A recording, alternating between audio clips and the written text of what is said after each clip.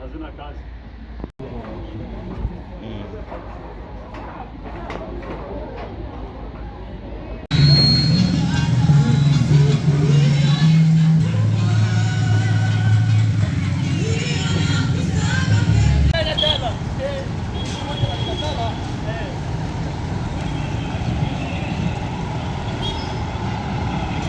Ni tangu majira ya saa 7 ya usiku wa kuamkia wa tarehe 5 Juni mwaka 2026 maeneo ya Uvira jimboni Kivu ya Kusini mashariki mwa Jamhuri ya Kidemokrasia ya Kongo, ambapo moto mkali ambao haukujulikana mahali pametokea uliramba sehemu moja ambapo kulikuwepo vitu kadhaa mbao ambayo ziliwaka moto majira hiyo ya usiku.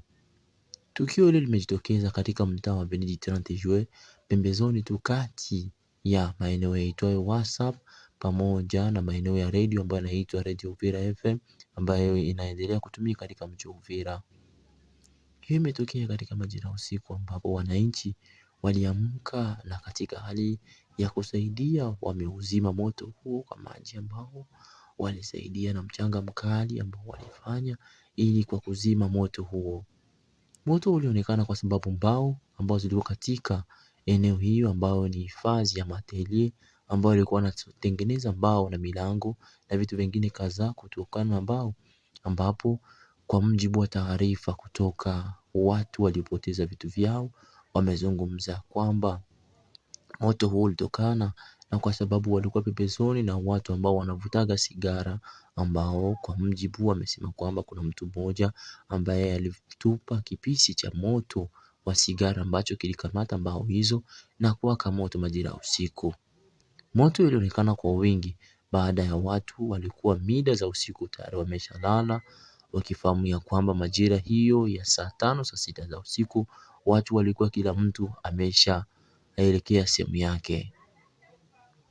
Hali hii imetokea, wananchi walijitahidi wa maeneo hiyo na pembezoni wameuzima moto kwa mchanga ambao walileta vilevile na maji ili kuzima moto huo mkali.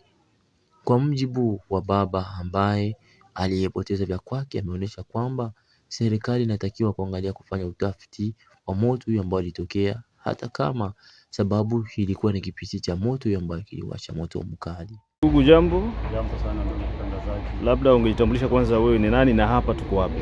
Ndio, kama jina naitwa kama Magwiro Kao. Mimi ni mwenyekiti Rwanda Atelier Zopalme, ndio jina.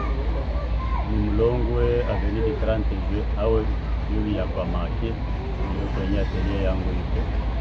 Hebu tuambie nini ambacho kilitokea mpaka atelier ikapata moto? Ilikuwa ni mida ya saa 9 za usiku. Mfanyakazi wangu akanipigia simu sababu mimi nililala Bujumbura, akaniambia sema ndio vile kiwanda kimewaka moto. Nikauliza ni nini? Asa hapana, hatujui. Basi sasa nilifika hapa Manever, nikakuta kweli kila kitu kiliteketea. Hapa kote kulikuwa ni majivu tu. Je, merci bajirani wale intervenir na mai. Hizo nyumba zote hapa kuna nyumba yenye kuna mai. Wakasaidia kuzimisha moto kazima. Ninahisia au ninawazia kwamba itasababishwa na kipisi cha kuvuta sigara. Kwa sababu haiko ndio mara ya kwanza. Nishakaunguza tena hapa chini hivi tukaungua. Nikaita mwenzetu nikamwonyesha, unaona sigareti yako ikisi italeta dega. Sasa tulionaga kwa sababu ilikuwa mchana tukazimisha, lakini hii ilikuwa usiku, hakuna mtu mwenye alikuwa huko. Na tukiangalia kwa haraka haraka, hasara ambayo ulipata ni hasara gani? Hasara ni kubwa. Tunaweza kutembea kuwa naonesha hiki na hiki na hiki. Motere yake hii yenyewe nishatia chini, haina kazi. Sinaona yote imeungua. Mama yake hakina shida hapo, lakini imeungua. Hii hapa ni siariba, nayo haina kazi, imeungua. Hapa palikuwa milango yangu 15 za kuuzisha na za wakilia 10. Jumla yote milango 25 imeungua. Na mlango mmoja ulikuwa na Valeria kuongea. Kulikuwa za sasa kante, kulikuwa za desa, kulikuwa za saa. Vile milango sikujui. Ndio vile kupatana na mambao. Hizi singa zote hazina kazi. Hii ndio installation zilizokuwa hii ngambo ya hii machine na kumeleze ile haina kazi. Hii montage hapa haina kazi. Ndio tulishafanya, tulishajenga sasa hivi tu hapa. Tunaona tena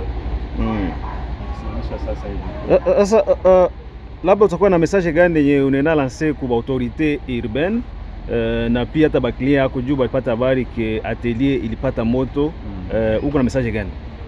Message moja nitaomba kwa serikali yetu kuniachia muda wa kupumua, nione jinsi nitafukula tena kazi.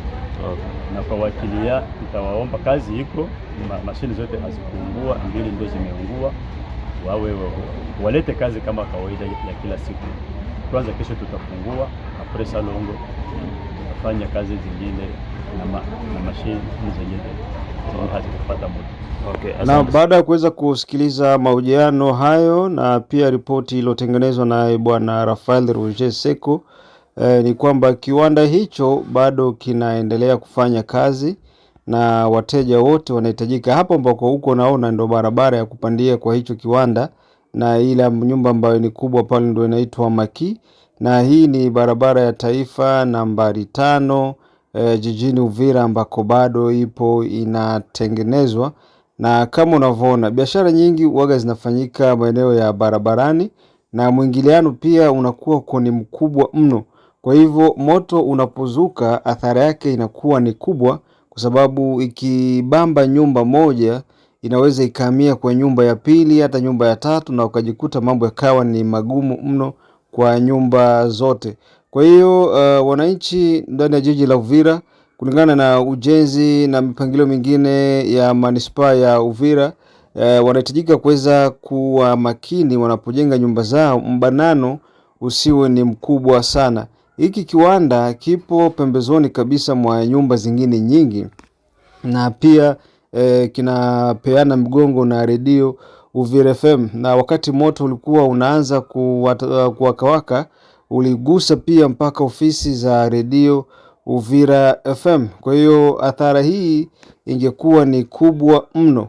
Kama jinsi unavyotizama, ndo maeneo ya kupandia kwa hicho kiwanda, na wote ndugu jamaa na marafiki, unaona mbao hizo hapo ndizo ambazo zilikuwa zimeweza kuchomeka kwa moto, na hivi vitu ambavyo walivitoa mapema, sababu moto ulizuka ghafla ikiwa ni usiku.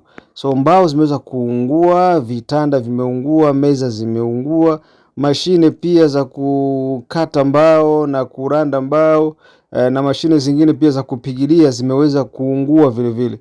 Kwa hiyo athara imekuwa ni kubwa.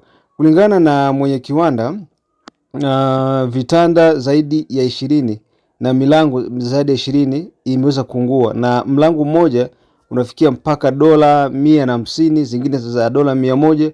Kwa hiyo ukipiga hesabu utajikuta kwamba zaidi ya $3,000 ndizo zimeweza kuingia. Unaona hapo kwa hicho kibanda cha Blue, ndio kiwanda ambacho kinakuwa kinauziwa pombe kwa mbele, sio Blue, cha njano. Ndo hapo mbele wanauza pombe, na inasadikika kwamba kipisi ndicho kilisababisha mpaka hivi vitu kuungua. Hivi ni vifaa, mashine ambazo zilikuwa zinafanya kazi katika hicho kiwanda, na kama unavyoona zimeweza kuungua. Huu kuta wa upande huu ndiko ambako kuna redio Uvira FM, na hawa ni baadhi ya wafanyakazi katika kiwanda hicho.